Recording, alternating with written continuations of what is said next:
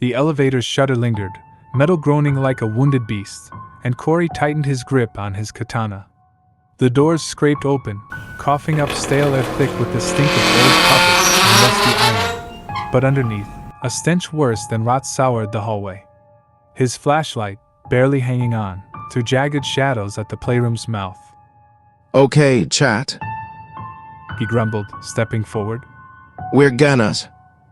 And suddenly his boot found nothing. The empty space nearly claimed him.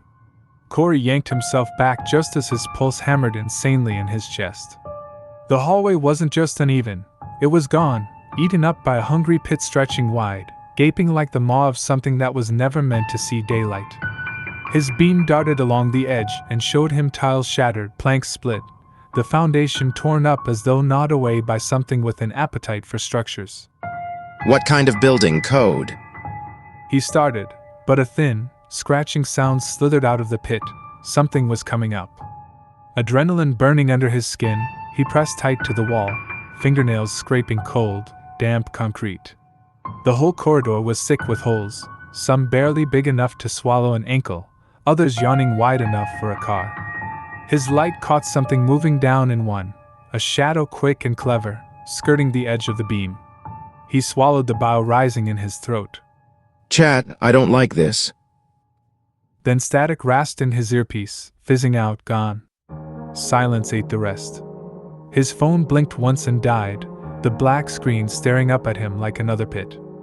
No, no, no. Cory smacked the phone, desperate.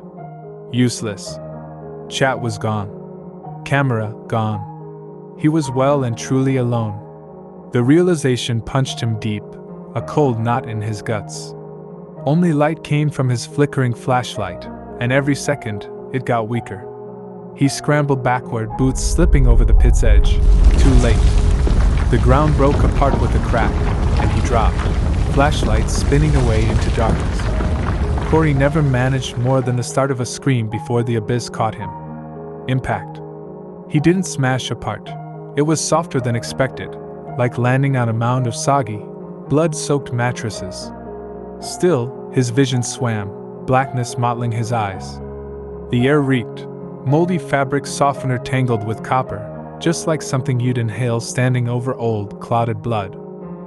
Finally, you're waking up. I was getting really bored, and that fella ain't much for conversation. A voice screeched high and glitchy, Banbalina's, warped, disjointed. Cory opened his eyes, found himself sprawled on a carpet that looked like it had soaked up decades of fluid, in a room lit by a bulb that flickered like a dying firefly. Circus animal wallpaper peeled in ragged sheets, curling across the walls. Banbalina lounged on a skewed table, her plastic eyes reflecting the sick overhead bulb. Next to her, Nab huddled, twisted and slack, teeth snapping shut with no sound. In the corner, Captain Fiddles jerked, his spider limbs quivering and curling like he wasn't quite finished dying. Banbalina tilted her head until her pigtails touched the warped table. Plus, it's scary. She giggled, grin stretching like a wound. That big green guy keeps checking in on us. I think he thinks we're toys. Cory's heart hammered hard enough to make him dizzy. Banbalina's words wormed their way under his skin, lighting every nerve on fire. The bulb overhead sputtered, once, twice, throwing erratic shadows across Nab's twitching jaw. Wait. Cory hissed, shuffling upright. We're alive in here. Someone's got us trapped, like action figures. He gripped the katana, but the blade felt lifeless, a toy, not a weapon. Banbalina's smile never faded. You catch on fast. Her head bended sideways, ear brushing her shoulder with a wet, sticky sound. But he listens. Her plastic eyes darted up, following brown water stains that spread like cancer over the ceiling. Low, steady thuds vibrated the walls, heavy, exact. Footsteps. The bulb's glow shifted, sickly yellow bleeding into nauseous green. Banbalina's pigtails stiffened. Cory obeyed, stumbling to a tiny wooden seat, just as the door handle rattled. Nab's limbs folded in with brittle clicks, collapsing into a pile of angles. Captain Fiddles froze mid-twitch, his legs curling into a spiral as tight as a snare. The door groaned open. A chill swept in, thick with the stink of wet newspaper and laboratory chemicals. Cory held his breath, muscles locked. From the corner, the world's largest, green-fleshed hand, it looked sculpted from death itself, gripped the doorframe. Fingers were thick, too many joints, nails cracked and rotten. A single, milky eye peered inside, pupil bloating as it swept the room. It landed on him. Cory's guts twisted. That eye lingered, bulged, then the door swung closed again. No sound. No explanation. I have to get the hell out. Cory rasped, throat raw. His voice scraped through the empty room. The green hand's shadow still stained the doorframe. Like mold, like blood left behind after cleanup. Cory's fingers twitched for his katana, but Banbalina watched him, head tilted in warning. The air stank, burned rubber and cardboard mush crawling up the back of his tongue. Nab unfolded himself, joints clicking like broken machinery, teeth snapping shut again and again. Captain Fiddle still curled in his corner, but his spider legs trembled, ready to leap. Banbalina slid off the table, too smooth, liquid, something that should never have moved like that. He checks twice, She whispered, her voice glitching, skipping, stuttering. The bulb flickered, in tune with her words. Cory's pulse drummed mercilessly, loud enough that he wondered if the monster upstairs could hear. We move now. He growled, eyeing the room's only window, a scum-coated rectangle by the ceiling. Too high. Too small. Still, he shuffled toward it, boots whispering over the rug. Banbalina giggled, the sound snapping through the room like a cracked bone. Adorable. She crooned, neck stretching to leer over Cory's shoulder. You think it's real? Her finger, cold, sharp, tapped the glass. It rippled. Outside wasn't outside. It was a void black, floating crayon scribbles bobbing like corpses. He missed the chat. Would have loved to hear them lose their minds now. A heavy thud shook everything, much closer. Captain Fiddle screeched, nails on chalkboard horror, flinging himself at the door, legs scrabbling and smeared trails of black gunk across wood. Distraction. Nab rasped, voice brittle and dry, too dry. He snatched Cory's wrist.